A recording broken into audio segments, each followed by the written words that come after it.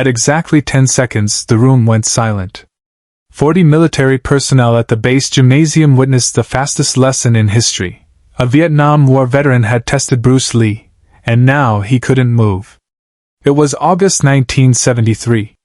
Norton Air Force Base, San Bernardino, California. The sun beat down on the tarmac outside, but inside the gymnasium, the air was cool and still. Concrete walls. High windows. The smell of sweat and rubber mats. Bruce Lee wasn't supposed to be there. He was in California filming Enter the Dragon, the movie that would make him a global icon.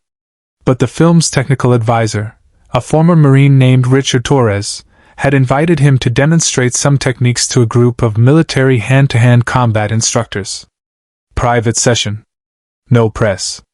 Just soldiers interested in learning from someone they'd heard could do impossible things. About 40 men were there. Most were instructors themselves. Guys who taught close-quarters combat, knife fighting, hand-to-hand survival techniques. These weren't weekend warriors. These were professionals who had seen real combat, who had trained thousands of soldiers, who knew what worked and what was Hollywood fantasy. Bruce arrived in simple black training pants and a fitted short-sleeved shirt. No fanfare. No entourage. Just him and a small gym bag. He was 32 years old, maybe 135 pounds, lean in a way that made some of the larger men exchange glances. Richard Torres made the introductions. "Gentlemen, this is Bruce Lee. He's agreed to share some of his approach to combat efficiency. Bruce, the floor is yours." Bruce nodded, scanning the assembled group with calm eyes. "I'm not here to teach you a style," he said, his voice quiet but carrying through the gym. "I'm here to show you what happens when you strip away everything that doesn't work." For 20 minutes, Bruce demonstrated. Not flashy movie choreography. Simple, devastating efficiency. He showed how to redirect force. How to use an opponent's momentum. How to end a confrontation in seconds using angles and timing rather than strength. The soldiers watched in silence, absorbing, evaluating. Some nodded. Some looked skeptical. All were paying attention. Then one man spoke up from the back. "That looks good against someone who cooperates." The voice was rough, confident. "How does it work against someone who doesn't want to play along?" The group turned.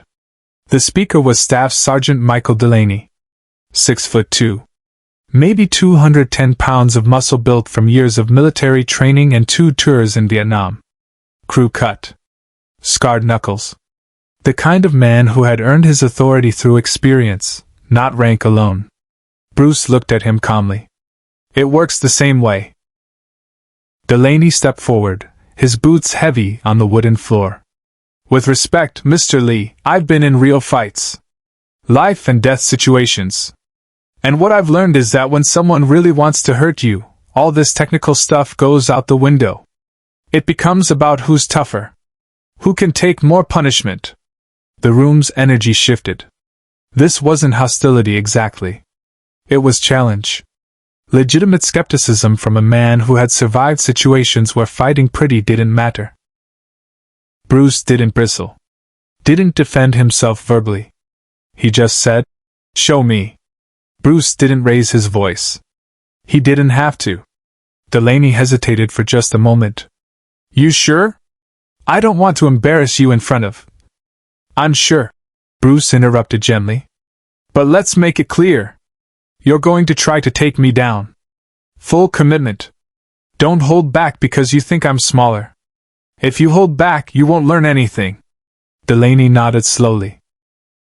He'd been in enough real situations to recognize when someone was serious.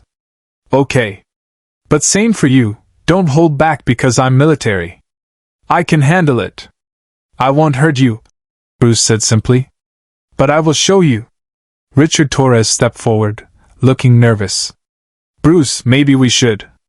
"It's fine," Bruce said, his eyes still on Delaney. 10 seconds. That's all it will take. Someone in the crowd pulled out a stopwatch. "I'll time it." The two men faced each other in the center of the gymnasium. 40 pairs of eyes locked on them. The afternoon light slanted through the high windows, casting long shadows across the wooden floor. Delaney settled into a combat stance, weight balanced, hands up, the posture of someone who'd been in real fights and knew how to protect himself. He outweighed Bruce by 75 pounds. He had reach. He had military close-quarters combat training. He had experience.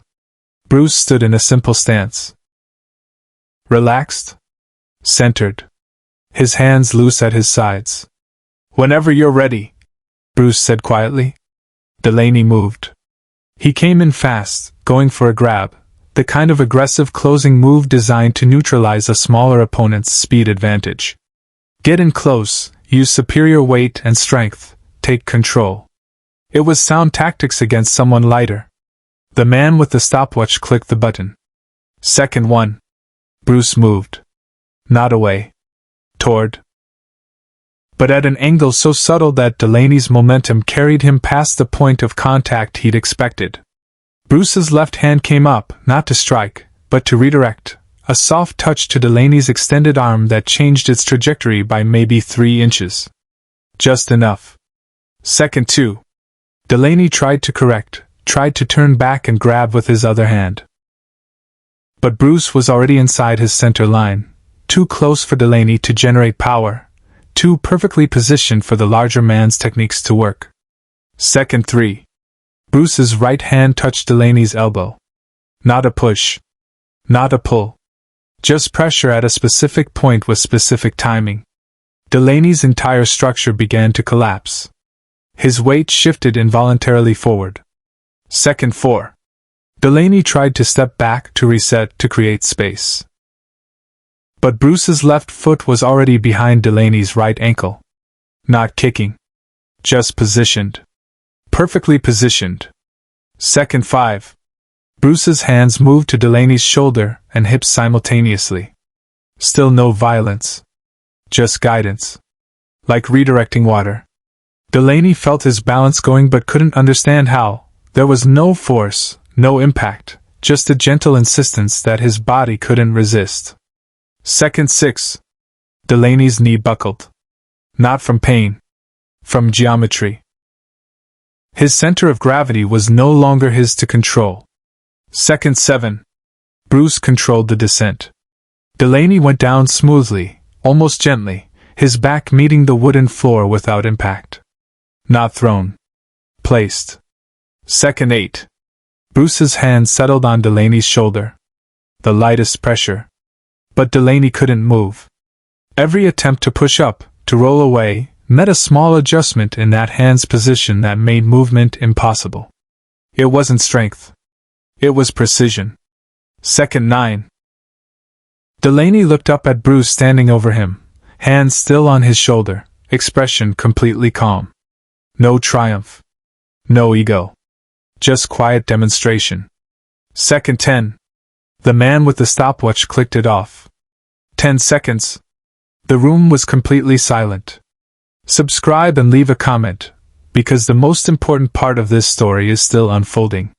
Delaney lay on the floor, not hurt, not winded, but absolutely unable to move as long as Bruce's hand remained on his shoulder. He'd been in combat. He'd wrestled men bigger than him. He'd fought through injuries and exhaustion. But he had never experienced anything like this, being completely controlled without being harmed. Bruce looked down at him. "Can you feel it?" Delaney nodded, his voice rough. "Yeah. I can feel it. But I don't understand it. You're trying to use strength against precision," Bruce said quietly. "Every time you try to push, I'm not resisting your force. I'm redirecting it. You're fighting yourself." He removed his hand. Delaney immediately tried to sit up, and succeeded easily. Whatever had pinned him wasn't there anymore.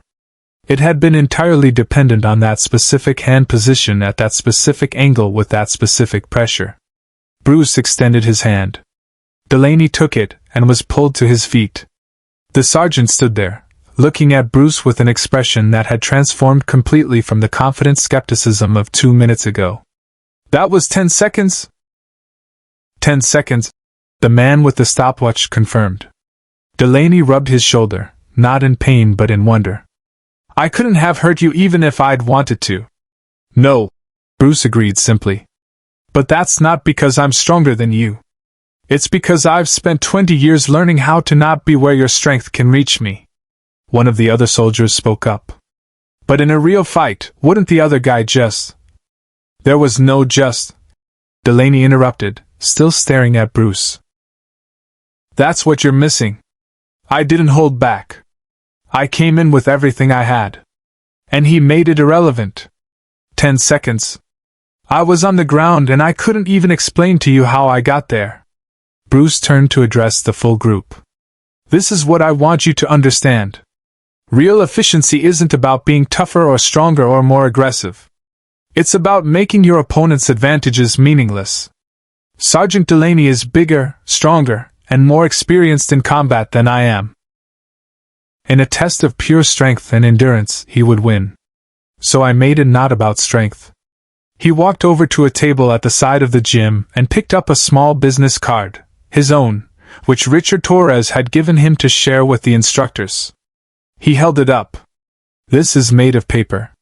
You could tear it apart with 2 fingers. But if I know where to position it, how to angle it, when to apply pressure. He placed it between 2 fingers and demonstrated a cutting motion. Even paper can be effective. He walked back to Delaney and handed him the card. The technique I just used on you, that specific sequence, I've refined it over 2 decades. I've tested it against wrestlers, boxers, judo experts, karate champions. It works because it's built on principle, not preference. It works because I've removed everything that doesn't work. Away from the cameras, Bruce made a choice no one expected. Sergeant Delaney, Bruce said, you said you don't want to play along. You want real application. So let me show you what that looks like. He turned to Richard Torres. Do you have 20 minutes? Torres nodded, confused. Of course. Bruce addressed the group. Everyone sit. Sergeant Delaney and I are going to break down what just happened. Every second. Every angle. Every principle. And then I'm going to teach him how to do it to someone else. A murmur went through the crowd. This wasn't what anyone expected. The demonstration was supposed to be over. Bruce had made his point. But instead of leaving, he was offering to teach. For the next 20 minutes, Bruce walked Delaney through the entire sequence. Not in real time. Frame by frame. Where to position the first touch. Why the angle mattered. How to feel the opponent's center of gravity. When to commit to the takedown. He demonstrated on Delaney 3 more times, each time slower, each time explaining the mechanical and physical principles at work. Then he had Delaney try it on him. The first attempt failed. Delaney's angle was wrong. Again, Bruce said patiently. The second attempt was better but still ineffective. You're using your shoulder, Bruce said. Use your whole body. Your shoulder is just the contact point. The power comes from your legs and core. Third attempt. Delaney got Bruce slightly off balance, but Bruce recovered easily. Better. But your timing was late. You have to feel when I commit my weight forward. That's the moment. Not before, not after. Fourth attempt. Delaney positioned his hand, felt for the right moment, adjusted his angle, and applied the principle.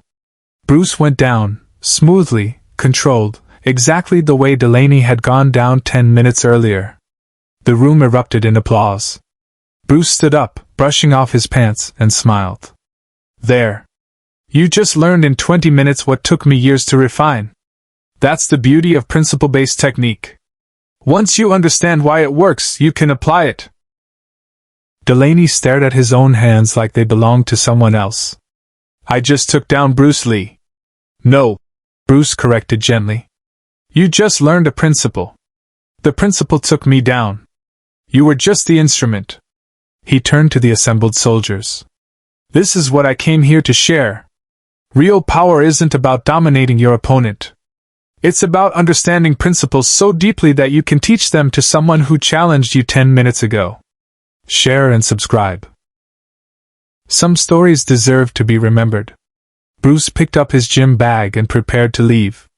As he walked toward the door, Delaney called out, "Mr. Lee, thank you. I thought I was going to prove you wrong. Instead, you taught me something I'll carry for the rest of my life." Bruce turned back, that slight smile on his face. "You didn't need to be proven wrong, Sergeant. You needed to be shown there's another way. That's not the same thing." He left the gymnasium. 40 men stood in silence, processing what they'd witnessed. Staff Sergeant Michael Delaney kept that business card in his wallet for the next 37 years. When he taught hand-to-hand combat courses after that day, he always began the same way. "Let me tell you about the 10 seconds that changed how I understood fighting." The lesson wasn't about Bruce Lee being unstoppable. It was about precision defeating force, control defeating aggression, teaching defeating ego. 10 seconds to take someone down, 20 minutes to lift them back up. That was the real demonstration.